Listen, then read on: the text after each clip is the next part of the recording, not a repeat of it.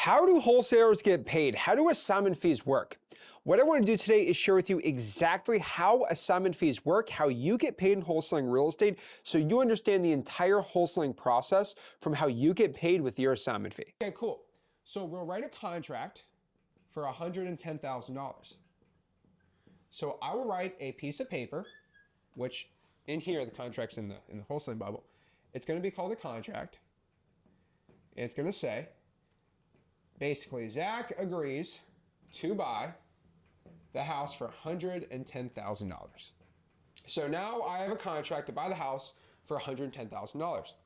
Now, at this point, this is where 90% of people who are completely new come to me and say, oh my gosh, I do not have $110,000, dude. Are you trying to make me bankrupt? I don't got that kind of cash. Hey. Trust me. I got you, fam. I got you, bro. Okay, that's what I said. Guys, I got started wholesaling when I was 16 years old, over 10 years ago. Those were my first questions. My second question, and probably the biggest one that I struggled with internally, was why in the world would somebody want to sell their house for a discount? Well, I don't know if you've ever been behind on your mortgage. You've had a disgusting, ugly house. You had a house where you just inherited and you didn't want to, why do you want to trade in your car? You know what I mean? It's the same exact thing. A lot of people just want to get rid of their house. They don't want to deal with it. They just want it easy, nice. They just want to get rid of the situation. And that's the thing, right? And so Zach agrees to buy for $110,000. What I'm going to do is I'm going to go out here and find a rich cash buyer. So these rich cash buyers are either one of two people. Number one, they're a landlord. And you all know about landlords. These are people that own a bunch of rental properties.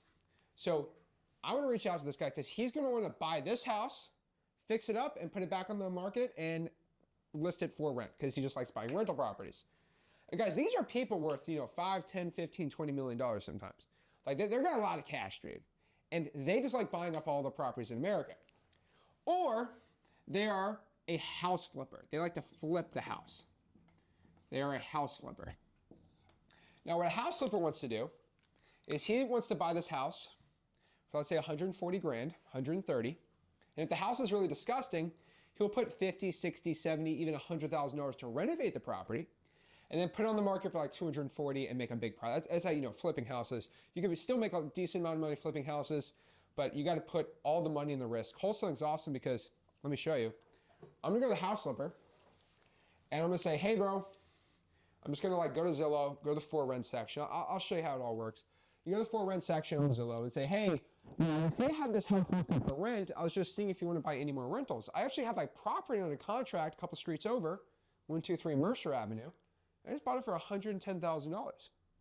Are you interested in buying that contract? Now they might be like, sure, I'll buy it for $110,000. No. You can buy it for $140,000. I want a $30,000 finder's fee. So you don't go say, hey, I got it for $100,000. I have a contract to buy it for $140,000. Now he's going to say this. What?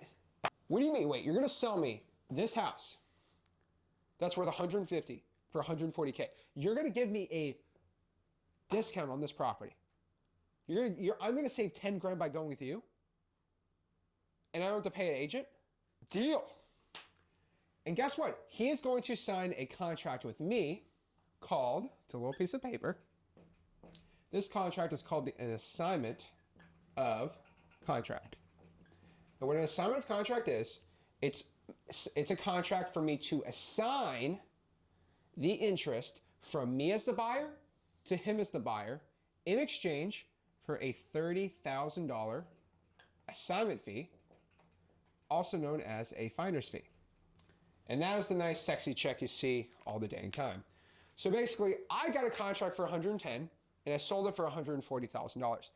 The way I like to describe this is think about like a stock. You bought this, you have a stock, you have an option for $110 a share. And then you found out the stock is worth $140, then you cashed it out for $140. So you bought the stock for $110 and you sold it for $140. Now, the problem with, stocks and trading stocks is you actually have to put the cash in to buy the stock.